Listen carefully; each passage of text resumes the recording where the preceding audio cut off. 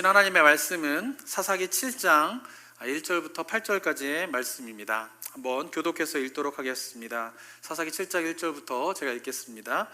여룻바알이라 하는 기드온과 그를 따르는 모든 백성이 일찍이 일어나 하롯셈 곁에 진을 쳤고 미디안의 진영은 그들의 북쪽이요 모레산 앞 골짜기에 있었더라.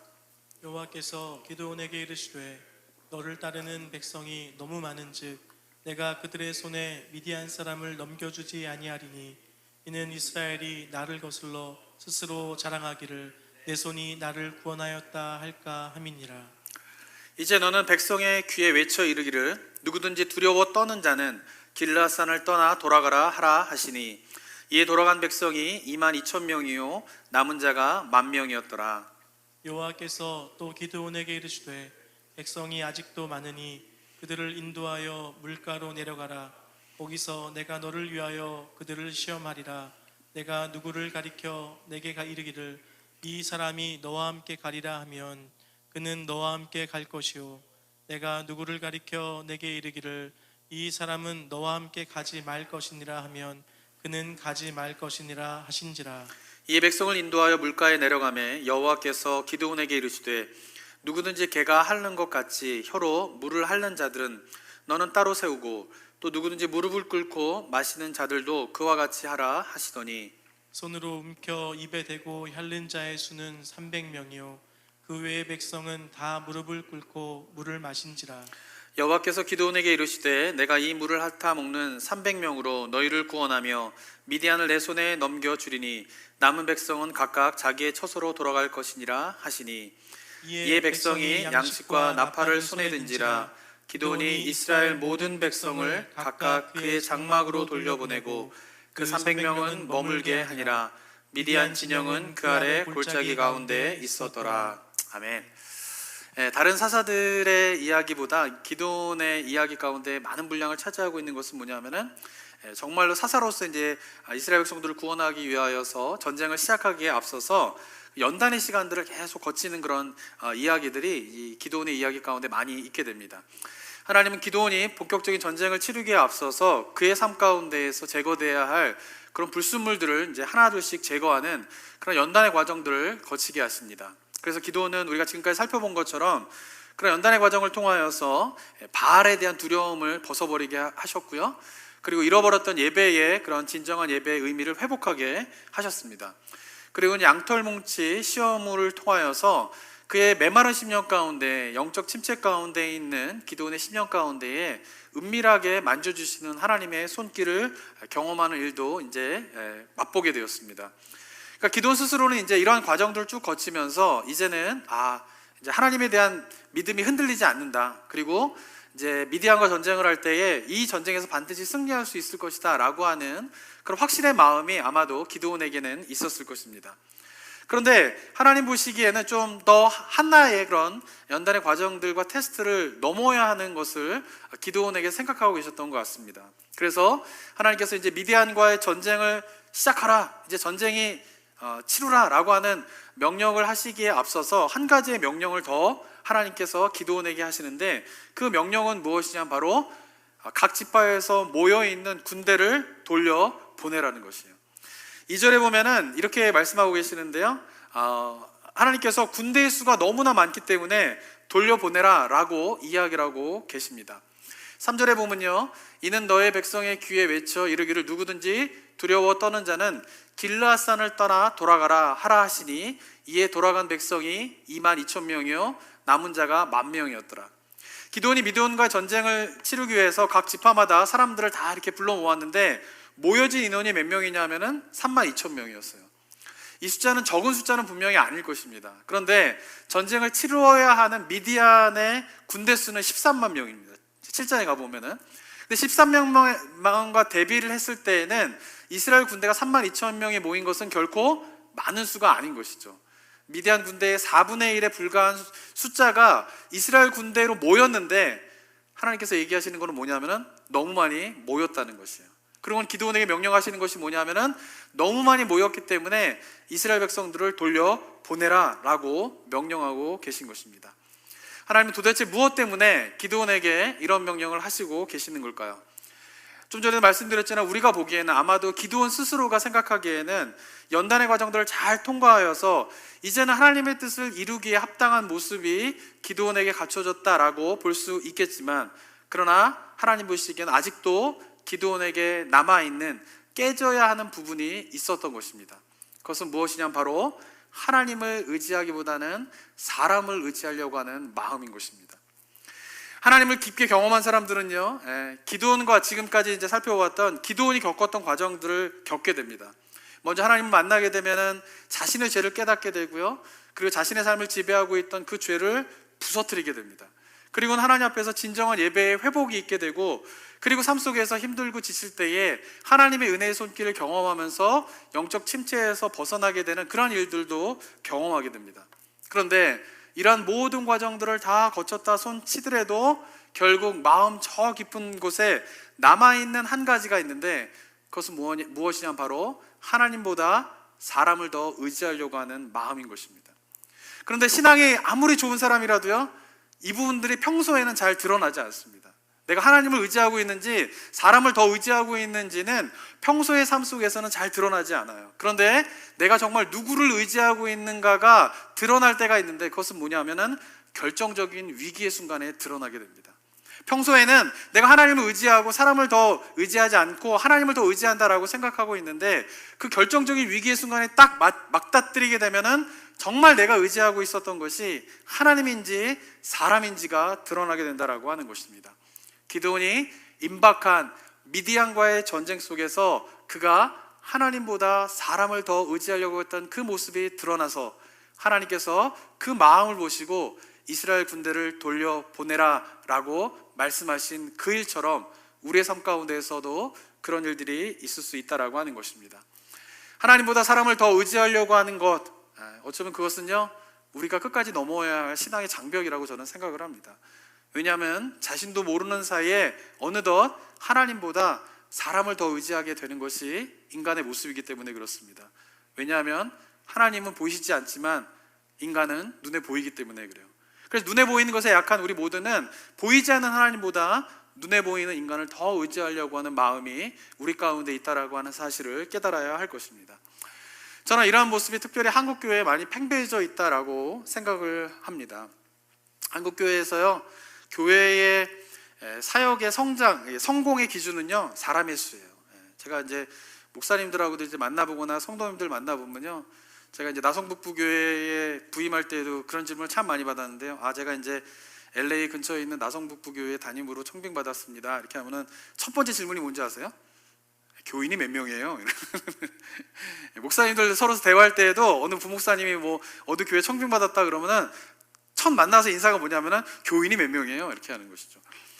그러니까 물론 신실한 그리스도인들이 교회에 많이 늘어나는 것은 사역의 기쁨이고, 그것은 하나님께서 기뻐하시는 일에만 틀림이 없습니다. 그것은, 그리고 하나님의 역사가 있는 곳이면은 헌신된 신실한 그리스도인들이 늘어나는 것은 분명히 하나님의 역사의 증거라고 볼 수가 있습니다. 그런데 문제는 뭐냐 하면은, 그렇게 헌신된 하나님 앞에서 신실한 그리스도인들이 늘어나는 것에 기쁨이 있는 것이 아니라 그냥 교회에 사람들이 많이 참석하는 것에 기쁨을 그동안 한국교회는 누려왔다라고 하는 것입니다. 그렇기 때문에 사람들이 몇 명이 있느냐, 이게 굉장히 중요한 거예요. 근데 정말 중요한 것은 뭐냐 하면 그 안에서 신실한 헌신된 그리스도인이 몇 명이냐, 이게 중요한 것인데, 많은 생각들 속에서 우리가 생각하고 있는 것은 뭐냐 하면 그냥 참석하는 교인의 수가 몇 명인가에 따라서 사역이 평가받고, 그리고 그것이 뭐예요? 자랑거리가 되는 일들이 그동안 한국교회에 있었다라고 하는 것입니다. 그렇기 때문에 몇 년 전까지만 해도요, 한국교회에 많은 사람들이 했던 이야기가 뭡니까? 인구 5천만 가운데 1,000만이 그리스도인이다라고 자랑했습니다. 과연 정말 5천명 가운데 1,000만이 그리스도인인지 모르겠습니다. 제가 볼 때는 그냥 교인이 1,000만인 것이지 그리스도인들이 1,000만은 아니거든요. 근데 교인이 1,000만이 된 것으로 인해서 우리는 자랑을 했었어요. 그리고 한국의 교회에 있는 교회들의 규모들을 다 따지면서 전 세계에 있는 교회 가운데에 교인 수죠. 또 그리스도인의 수가 아니라 교인 수를 쫙 매겨가지고 1위부터 10위까지 교회 리스트를 쫙 나열을 하고는 그 가운데에 한국 교회가 1위부터 10위까지 7개 교회가 있다, 6개의 교회가 있다라고 하면서 한국 교회의 교인 수가 많은 것에 대해서 얼마나 자랑인지 모르겠습니다. 그런데 과연 그렇게 교인 수가 많아진 것이 기뻐할 일일까요? 아니라고 생각합니다. 요즘에 한국에서 코로나 바이러스 사태를 겪으면서 정말 한국교회가 빛과 소금의 역할을 감당해야 함에도 불구하고 이 코로나 사태를 겪으면서 정말 한국교회의 모습이 적나라하게 드러나는 것을 좀 보게 됩니다. 한국 사회에서 정말 합리적으로 모든 집단들이 이런 어려운 상황들을 참 지혜롭게 합리적으로 막 대처해 가고 있는데, 가장 비합리적으로 이 상황을 지금 직면하고 있는 것이 이단들이잖아요. 그죠? 뭐 신천지라든가 뭐 만민중앙교회라든가 뭐 그런 데는 그냥 제껴놓고라도, 그런데 정통 기독교의 교회라고 하는 교회도 가장 비합리적인 방식으로 지금 사태를 대응하게 되면서 세상은 이단과 정통교회가 별 다를 바가 없다라고 생각을 하고 있는 것이에요. 아무리 정통교회에서 우리는 신천지와 다릅니다, 우리는 만민중앙교회와 다릅니다 라고 이야기를 하고 있지만, 세상에서 보기에는 신천지와 만민중앙교회, 그렇게 비합리적으로 지금 사태를 대응하고 있는 그들의 모습과 한국교회의 일부 교회에서 보여주고 있는 모습이 별 차이가 없게 되면서 한국교회는 빛과 소금의 역할을 감당하지 못한, 어쩌면 가장 비합리적인 집단으로 사람들에게 인식해지고 있는 상황이 벌어지게 되었다라고 하는 것이죠. 무엇 때문에 이런 일이 일어나게 되었을까요? 그것은 바로 우리가 그동안 한국교회가 교회를 운영하는데 하나님을 의지하기보다는 사람을 의지하는 일에 더 집중했기 때문에 그렇다라고 저는 생각을 하게 됩니다. 사람들이 교회를 떠나면 교회를 어떻게 운영합니까? 어떻게 유지합니까? 일꾼이 없으면 교회가 어떻게 돌아갑니까? 라고 하면서 어떻게 해서든 사람이 떠나지 않고 사람을 붙잡으려고 하는 데에 사역의 모든 초점이 맞춰져 있었어요. 그래서 설교를 할 때에도요, 사람들이 듣기 좋은 말인 축복과 그 다음에 그런 메시지, 복을 받는 메시지가 주된 한국교회의 메시지가 되었고요, 죄에 대한 심판과 예수 그리스도의 십자가의 길을 따라서 우리가 그 좁은 길로 제자의 삶으로 나아가야 됩니다 라고 하는 메시지는 사라지게 되었다라고 하는 것입니다. 성도들의 삶 속에서요, 말씀으로 벗어나는 일이 일어나게 돼도요, 담임 목사가 그것은 잘못됐습니다 라고 잘 지적하지 못해요. 잘못하면 상처받아서 다른 교회로 옮길까봐, 다른 교회로 떠나갈까봐 말씀에서 벗어나는 삶을 살아가고 있는 성도들을 향하여서도 목회자들이 그것은 잘못된 것입니다, 말씀에서 벗어난 것입니다 라고 지적하지 못했던 모습이 바로 그동안의 한국교회의 모습이었다라고 하는 것입니다. 교회를 운영하는 기준이 말씀이 아니라 사람이 되었다라고 하는 것입니다. 사랑하는 성도 여러분, 바라기는요, 저는 우리 교회가 어떤 교회인지를 명확하게 알았으면 좋겠습니다. 교회는요, 하나님의 말씀으로 죄를 깨닫게 되는 곳이 교회입니다. 그리고 하나님의 말씀으로 죄를 깨닫게 되면서 삶의 변화가 일어나는 곳이 바로 교회라고 저는 믿습니다. 그런데 하나님의 말씀으로 죄를 지적하지 못하는 모습이 교회의 모습이 되었고, 그러한 일들로 말미암아 많은 사람들이 교회에 모였을지는 모르겠지만 그렇게 모인 그 교인들로 인하여서 하나님의 나라가 확장되어지기는커녕 오히려 방해를 받는 일이 일어나고 있는 것이 지금의 모습인 것을 우리가 기억해야 할 것입니다. 저는 저희 교회도 이런 부분에 대한 조심이 있어야 된다고 생각합니다. 혹시라도 저희 교회가 사람들이 많이 늘어나게 된다 그러면은 사람들이 많이 늘어나는 것으로 기뻐하지 않게 되기를 원합니다. 만약에 이것이 정말로 우리가 하나님의 말씀에 정말 올바르게 교회를 운영하게 되면서 사역을 하게 되면서 하나님의 축복으로 말미암아 헌신된 그리스도인들이 늘어나고 있다라고 하면 정말 기뻐해야 할 일일 것입니다. 그러나 만약에 우리가 그냥 사람들을 붙잡아두기 위하여서 교회를 운영하고 하나님 말씀보다는 사람을 더 의지하는 가운데에서 그냥 사람들이 모이게 된 일이다라고 하면 그것은 어쩌면 하나님께서 기드온에게 명령하신 그 명령의 말씀을 우리에게도 하시고 계신다라고 하는 것을 기억해야 할 것입니다. 그것은 뭐냐면 너를 쫓는 백성들이 너무 많은즉 그 백성들을 돌려보내라 라고 하는 것을 우리에게도 말씀하신다라고 하는 사실을 기억하는 저와 여러분이 되었으면 좋겠습니다. 교회는요, 끊임없이 교회 공동체의 평가가 이루어져야 됩니다. 정말 하나님의 뜻대로 우리가 사역을 하고 있는 것인지 아니면 사람을 의지하여서 사역을 하고 있는지 돌아봐야 할 것입니다. 그럴 때에 정말 기드온에게 하나님께서 너를 쫓는 자가 너무 많은즉 돌려보내라 라고 하는 이 하나님의 명령을 듣지 않는 그런 교회의 모습이 저희 교회의 모습이 되었으면 좋겠습니다. 자, 하나님 기드온에게요, 하나님의 기준에 맞춰서 사람들을 구별하여서 돌려보낼 자들은 돌려보내라 라고 이야기를 합니다. 왜냐하면 이 전쟁에서 정말 필요한 사람들은 군중이 아니라 하나님에 대한 참 믿음을 가진 용사가 필요하기 때문에 그렇습니다. 그래서 하나님은요, 두 가지의 기준을 가지고 사람들을 돌려보낼 것에 대해서 명령하고 계십니다. 3절을 다시 한번 보면요, 3절에 보면 이렇게 기록되어 있는데요, 이제 너는 백성의 귀에 외쳐 이르기를 누구든지 두려워 떠는 자는 길라앗산을 따라 돌아가라 라고 명령하고 있습니다. 하나님께서 사람들을 구별할 때의 첫 번째 기준이 무엇입니까? 그것은 바로 두려워 떠는 자들은 돌아가라는 것입니다. 기도는 하나님의 명령을 받아서 사람들에게 이야기합니다. 두려워 떠는 자들은 돌아가라 라고 했을 때에 3절에 보면은 몇 명의 사람이 돌아갔다라고 기록되어 있습니까? 22,000명입니다. 32,000명이 모였는데 그 가운데에서 기드온이 하나님의 명령에 따라서 두려워하는 자는 가라 라고 했을 때 22,000명이 갔다라는 것이에요. 그 말은 무슨 말이냐면 모인 사람들 가운데 3분의 2가 두려움 가운데에서 전쟁을 치르려고 했다라고 하는 것이에요. 전쟁 앞에서 두려움을 가지고 그것을 기준으로 해서 하나님께서 돌려보내라 라고 하는 그 기준은요, 어떻게 보면요 조금 비합리적인 기준이 될 수 있습니다. 왜냐하면요, 아무리 용사라 할지라도요 전쟁에 앞서서는요 두려울 수밖에 없는 것이에요. 그런데 하나님께서는 두려워 떠는 자들은 돌아가라 라고 했을 때에 22,000명이 돌아갔습니다. 그들은 분명히 두려워 떠는 자들이었을 것입니다. 그런데 10,000명은 남아 있었습니다. 그런데 남아있는 10,000명은 이 전쟁에 대한 두려움이 하나도 없는 가운데에서 남아 있었을까요? 그렇지 않을 거예요. 이 10,000명의 사람들도 분명히 이 전쟁을 하기에 앞서서 그 마음 가운데에 두려운 마음이 있었을 것이에요. 그런데 두려워 떠는 자들은 돌아가라 라고 했을 때에 떠난 22,000명과 두려워 떠는 자들은 떠나라 라고 했을 때에 떠나지 않고 남은 10,000명의 차이는 무엇이냐면 바로 그들의 삶의 중심이 무엇인가에 있다라고 하는 것입니다. 누구나 두려워할 수밖에 없습니다. 그런데 그 두려움 가운데 있을 때에 삶의 주체가 하나님이 아닌 사람은 그 두려움에 무너질 수밖에 없어요. 그런데 두려움 가운데 있지만 그러나 그 삶의 주체가 하나님인 사람은 그 두려움을 이겨나갈 수 있다라고 하는 것입니다.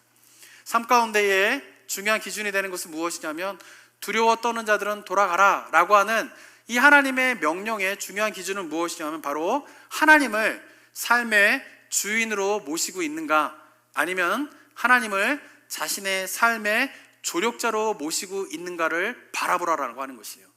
하나님을 삶의 주인으로 모시고 있는 자들은 두려움 가운데에서도 무너지지 않습니다.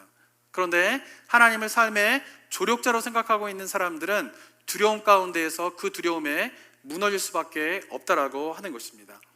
그런 이야기가 나오게 되는 성경 구절이 또 한 군데 있는데요. 어디냐면 민수기 13장입니다. 한번 민수기 13장 32절 33절을 한번 보면요,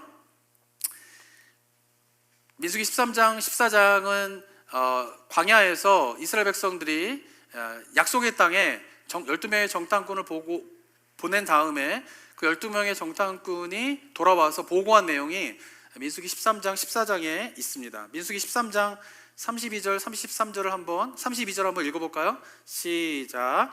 이스라엘 자손 앞에서 그 정탐한 땅을 악평하여 두되 우리가 두루 다니며 정탐한 땅은 그 거주민을 삼키는 땅이요 거기서 본 모든 백성은 신장이 장대한 자들이며. 네, 이스라엘 백성들이 가나안 땅에 약속의 땅에 들어갔을 때에 안악자손들을 보게 됩니다. 그리고는 그 안악자손들을 보고 돌아와서 10명의 보고가 32절의 내용이 있습니다. 그런데 32절에 보면은 그 32절에서 보고할 때의 주어가 뭐가 되고 있습니까? 우리가예요. 우리가 볼 때에, 우리가 보기에는 이렇게 돼 있다라고 하는 것이죠. 또 33절 한번 또 읽어볼까요? 시작. 거기서 네피림 후손인 아낙 자손의 거인들을 보았나니 우리는 스스로 보기에도 메뚜기 같으니 그들이 보기에도 그와 같았을 것이니라. 여기서도 이야기하는 게 뭐냐면 우리가 스스로 우리가 보기에는 주어가 무엇입니까? 우리라는 것이에요. 10명의 정탐꾼이 약속의 땅에 보고 돌아왔을 때 그들은 두려움 가운데에서 그 땅을 정복할 수 없다라고 이야기를 합니다. 근데 그 땅을 정복할 수 없다라고 하는 그 두려움에 무너졌던 이유는 뭐냐 하면은 그들은 다 주체가 누가 되고 있는 것이에요? 우리가요. 우리가 보기에, 내가 보기에, 내가 스스로 보기에는, 내가 그 땅을 보기에는, 내가 안악자손을 보기에는, 내가 나 자신을 보기에는 우리는 그 땅을 정복할 수 없다라고 이야기를 하고 있다라고 하는 것이죠. 그런데 10명이 아닌 2명, 갈렙과 여호수아는 14장에 보면 이렇게 보고를 합니다. 또 8절 9절을 한번 볼까요? 14장 8절 9절을 보면요, 8절 한번 읽겠습니다. 시작. 여호와께서 우리를 기뻐하시면 우리를 그 땅으로 인도하여 들이시고 그 땅을 우리에게 주시리라. 이는 과연 젖과 꿀이 흐르는 땅이니라. 똑같은 땅을 보고 왔지만은 여호수아 갈렙은 그 주어가 누가 되고 있습니까? 여호와께서 기뻐하시면, 구절을 또 읽겠습니다. 시작. 다만 여호와를 거역하지 말라. 또 그 땅 백성을 두려워하지 말라. 그들은 우리의 먹이라. 그들의 보호자는 그들에게서 떠났고 여호와는 우리와 함께 하시느니라. 네, 구절에서도 뭐냐면 이 보고의 모든 내용은 여호수아 갈렙은 주어가 누가 되고 있습니까? 여호와가 되고 있는 거예요. 여호와가 기뻐하시면, 여호와가 행하시면, 여호와가 보기에는, 이렇게 말씀하고 있다라고 하는 것이죠. 12명의 사람은 똑같이 가나안 땅을 들어가게 됩니다. 그리고 똑같이 아낙 자손을 보게 됩니다. 그런데 10명과 2명의 반응은 전혀 달랐다라고 하는 것이에요. 아마 여호수아의 갈렙도 두려움이 있었을 것이에요. 저 아낙 자손을 바라볼 때 저들과 전쟁을 한다라고 했을 때에 갖게 되는 두려움이 있었을 것이다라고 하는 것이에요. 그런데 똑같이 두려움을 가졌지만 10명은 그 두려움에 무너질 수밖에 없었고, 그러면서 약속의 땅을 정복할 수 없다라고 이야기를 하고 있고, 2명은 그 두려움에 무너지지 아니하고 그 약속의 땅을 정복할 수 있다라고 이야기할 수 있었던 이유는 뭐냐면 삶의 주체가, 삶의 주어가 누구이냐라고 하는 것이에요. 삶의 주어가 내가 되고 삶의 주어자가 우리가 되어지는 가운데 그저 여호와 하나님은 삶의 조력자로만 생각하고 있다라고 하면 그 두려움에 무너질 수밖에 없는 것입니다. 그러나 삶의 주어가 내가 아닌 여호와 하나님이 되고 나는 여호와 하나님의 조력자로서 살아가게 된다라고 했을 때에, 두려움이 찾아오게 될 때에 그 두려움에 무너지지 아니하고 그 두려움 너머에 계신 여호와를 보면서 그 두려움을 이겨나가는 그런 일들이 여호수아 갈렙에게는 일어났다라고 하는 것입니다. 사랑하는 성도 여러분, 하나님께서 기드온에게 두려운 자들은 가라라고 명령하실 때에 구별하게 되는 그 기준은 무엇이냐? 바로 삶의 주체가 여호와 하나님인가, 아니면 삶의 주체가 나인가? 여호와 하나님을 삶의 주체로 섬기고 있는가, 아니면 여호와 하나님을 삶의 조력자로 섬기고 있는가를 보라라고 하는 것입니다. 저는 하나님께서 동일하게 우리에게도 묻고 계신다라고 생각합니다. 우리 모두는요, 한번 돌아봐야 할 것이에요. 여호와 하나님을 과연 나의 삶의 주인으로 모시고 있는가, 아니면 여호와 하나님을 나의 삶의 조력자로 모시고 있는가라고 하는 것입니다. 그럴 때에 우리 삶 가운데 두려움이 찾아올지라도 우리 여호와 하나님이 삶의 주어인 자들은요, 그 두려움에 무너지지 않습니다. 그리고 그걸 넘어서는 그 여호와 하나님을 바라보면서 그 두려움과 맞서 싸우게 되는 것입니다. 바라긴 우리 성도님들이 지금 힘든 시간들을 겪고 있을 텐데요, 이 시간들 속에서 우리가 그 어려움 뒤에 계시는 그 여호와 하나님을 바라봄으로 우리가 그 두려움에 무너지지 아니하고 그 두려움과 맞서 싸워 승리하게 되는 은혜가 우리 성도님들의 삶 가운데 있게 되기를 주님의 이름으로 축원합니다. 그래서 미디안 전쟁에서 정말 필요한 자들은 뭐냐 하면 바로 이러한 사람들이고, 그리고 이 시대 속에서도 하나님께서 기뻐하시는 자들은 바로 이러한 사람들임을 기억하는 저와 여러분이 되었으면 좋겠습니다. 한번 사사기 7장 5절과 6절을 한번 보도록 하겠습니다. 한번 5절 한번 읽어볼까요? 시작. 이에 백성을 인도하여 물가에 내려가매 여호와께서 기드온에게 이르시되 누구든지 개가 핥는 것 같이 혀로 물을 핥는 자들은 너는 따로 세우고 또 누구든지 무릎을 꿇고 마시는 자들도 그와 같이 하라 하시더니, 6절도 한번 읽어보겠습니다. 시작. 손으로 움켜 입에 대고 핥는 자의 수는 300명이요 그 외의 백성은 다 무릎을 꿇고 물을 마신지라. 자, 하나님께서 두 번째로 사람을 구별하는 기준은 뭐냐면요, 물을 마시는 자세예요. 22,000명이 떠나게 되고 그 10,000명을 데리고 하나님께서 기드온에게 명령하신 것은 뭐냐면은 강가로 내려가서 물을 마시게 하라는 것이에요. 그래서 10,000명의 사람들이 강가로 내려가서 물을 마시게 됩니다. 근데 물을 마실 때 두 부류로 갈라지게 되는 것이에요. 한 부류는 뭐냐면은 무릎을 꿇고 강에다가 얼굴을 쳐박고 개처럼 핥아서 물을 먹는 것입니다. 아마 이렇게 먹는 거는요, 많은 물을 마실 수 있을 것이에요. 그런데 또 한 부류는 뭐냐면요, 무릎을 꿇긴 꿇지만 그러나 머리를 쳐박고 개처럼 핥으면서 물을 먹는 것이 아니라 물을 손으로 떠서 먹는 것이에요. 이렇게 물을 마실 때에는 물을 충분하게 마시지 못할 수도 있습니다. 그런데 머리를 쳐박고 개처럼 핥은 무리가 97,000명이고, 그리고 손으로 떠서 물을 마신 자가 300명입니다. 그리고 97,000명은 돌아가라, 99,700명은 돌아가라, 이렇게 말씀하고 계시고, 손으로 떠서 먹은 300명만 남으라고 하나님께서 말씀하시는 것입니다. 도대체 물 마시는 자세가 무슨 의미가 있길래 이렇게 구분하신 것일까요? 아마도 머리를 쳐박고 물을 마실 때에는 말씀드린 것처럼 많은 물을 마실 수는 있을지 모르겠지만, 그러나 이 물을 마시게 되는 상황은 지금 어떤 상황이냐면 전쟁 중인 것이에요. 전쟁 중에 아무리 목이 말라도 군사는요 어떻게 해야 됩니까? 사주 경계를 철저히 해야 합니다. 그런데 만약에 머리를 쳐맞고 개처럼 핥으면서 물을 먹게 될 때는 물을 많이 먹을 수는 있을지 모르겠지만 적들이 갑자기 공격해 들어올 때는 그것을 방어할 만한 그런 자세를 갖추지 못하는 것이에요. 그리고 그렇게 물을 많이 먹게 되었을 때에는 전쟁에서 몸이 무거워져서 전쟁을 제대로 치를 수 없기 때문에 하나님께서는 그들을 돌려 보내라는 것입니다. 그런데 무릎을 꿇고 손으로 물을 떠서 마시는 자들은 많은 물을 마시지는 못하지만 그러나 적들이 갑자기 공격해 들어오게 되었을 때에 그 적들의 공격을 방어할 수 있는 그런 자세이다라고 하는 것입니다. 왜 300명을 하나님께서 선택하게 되었을까요? 그 이유는 무엇 때문이냐? 바로 이 전쟁 중에서 깨어있는 자들이 필요하다라고 하는 것이에요. 지금 전쟁 중이고 그 전쟁 중에서 물을 먹을 때조차도 머리를 쳐박고 먹는 자들은 깨어있지 못한 자들인데 손으로 물을 떠서 먹는 자들은 언제든지 방어할 수 있도록 전쟁을 준비하고 그 전쟁에 깨어있는 자들이기 때문에 그 300명을 하나님께서는 남겨두라라고 말씀하신 것입니다. 사랑하는 성도 여러분, 정말 여호와의 전쟁에 필요한 사람은 누구냐면요, 전쟁에 깨어있는 자입니다. 지금 자기가 처해 있는 상황이 어떤 상황인지에 대해서 깨어있는 자들이 바로 여호와께서 원하시는 전쟁을 치르는 용사이다라고 하는 것입니다. 전쟁을 의식하고 그 전쟁에 언제나 깨어서 준비하는 자들을 하나님께서는 찾으셨고 그 사람들이 300명에 불과했지만 그 300명을 데리고 여호와 하나님은 전쟁을 치를 수 있다라고 말씀하시는 것입니다. 이유는 무엇 때문이냐면 이 전쟁은 사람이 치르는 전쟁이 아니라 바로 여호와 하나님께서 치르시는 전쟁이기 때문에 그렇습니다. 하나님께서 치르시는 전쟁이 아니라 사람이 치르는 전쟁이다라고 하면 300명 가지고 13만을 이긴다라고 하는 것은 말도 안 되는 이야기입니다.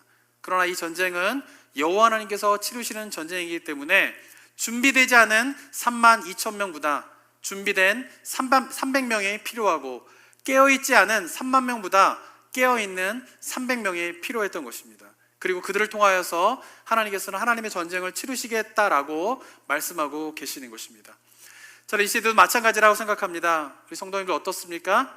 이 마지막 시대를 살아가면서 우리가 영적으로 깨어있는 삶을 살아가고 있으십니까?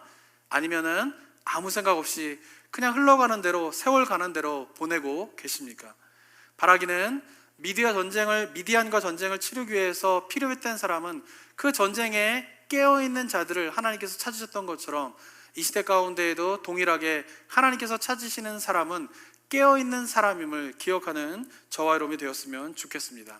그리고 300명의 군사를 데리고 그 깨어있는 준비된 자를 데리고 하나님께서는 하나님의 일을 하신다라고 하는 사실을 기억하는 저와 여러분이 되었으면 좋겠습니다.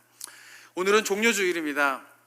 종료주일은요, 다 아시는 것처럼 예수님께서 십자가에 못 박혀 죽으시기 위하여서 예루살렘으로 입성하는 날입니다.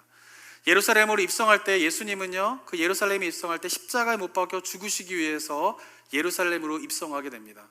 그러나 예루살렘에 있는 백성들은 예수님께서 왜 예루살렘에 입성하셨는지에 대한 이유를 알지 못한 채 자신들을 구원해 줄 왕이 예루살렘에 입성한다 하면서 종려나무가지를 흔들면서 호산나 다윗의 자손이여 라고 하면서 기뻐하고 즐거워했던 날입니다.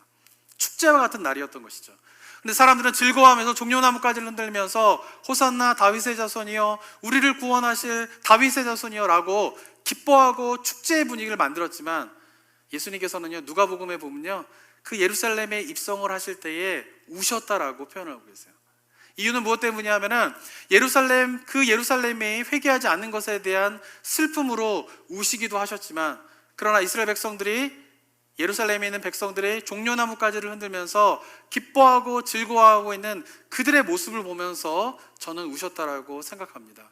왜냐하면 기뻐하고 있는 그들은 예수님의 십자가의 의미를 이해하고 있는 제자들이 아니라 불과 일주일 뒤면은 다 사라져버릴 군중들이었기 때문에 그런 것입니다. 하나님께서 찾으시는 사람은요, 군중이 아니라 제자들입니다.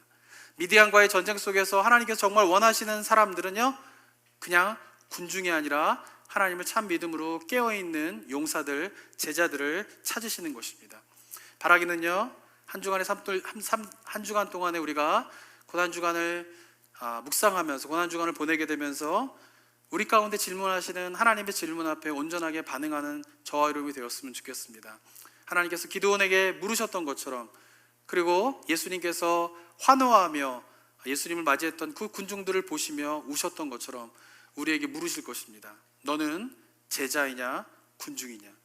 바라기는 이 고난주간을 보내게 되면서 예수 그리스도의 십자가의 의미를 이해하면서 나도 주님께서 걸어가신 그 십자가의 길을 걸어가겠습니다 라고 하는 그 참 제자의 고백이 저와 여러분의 입술 가운데, 심령 가운데 있게 되기를 주님의 이름으로 축원합니다. 함께 기도하도록 하겠습니다. 사랑과 은혜가 충만하신 하나님 아버지, 은혜 감사드립니다. 주님께서 허락하여 주신 귀한 이 시간, 우리가 하나님의 말씀 앞에 온전하게 나아가는 저희 모두가 될 수 있도록 인도하여 주시옵소서. 주님께서 십자가에 못 박혀 죽으시기 위하여서 예루살렘에 입성하실 때에 수많은 자들이 환호하였지만 그 환호에 예수님은 슬퍼하시고 우셨음을 우리가 기억하게 하여 주시옵소서. 그들의 외침은 참 제자의 외침이 아니라 그냥 사라질 군중들의 외침이었기 때문에 예수님은 그 군중들의 외침에 마음 가운데 슬픔이 있으셨던 그 모습을 돌아보게 됩니다. 주님, 한 주간 동안 우리가 예수님의 십자가를 묵상하며 나아가게 되길 원합니다. 주님, 그런 가운데에 주님께서 우리에게 물으시는 군중이냐 제자이냐 라고 하는 그 주님의 물으심 앞에 우리가 온전하게 반응하며 나아가는 저희 모두가 될 수 있도록 성령 하나님 인도하여 주시고 역사하여 주시옵소서. 은혜 감사드리며 예수 그리스도의 이름으로 기도드립니다. 아멘.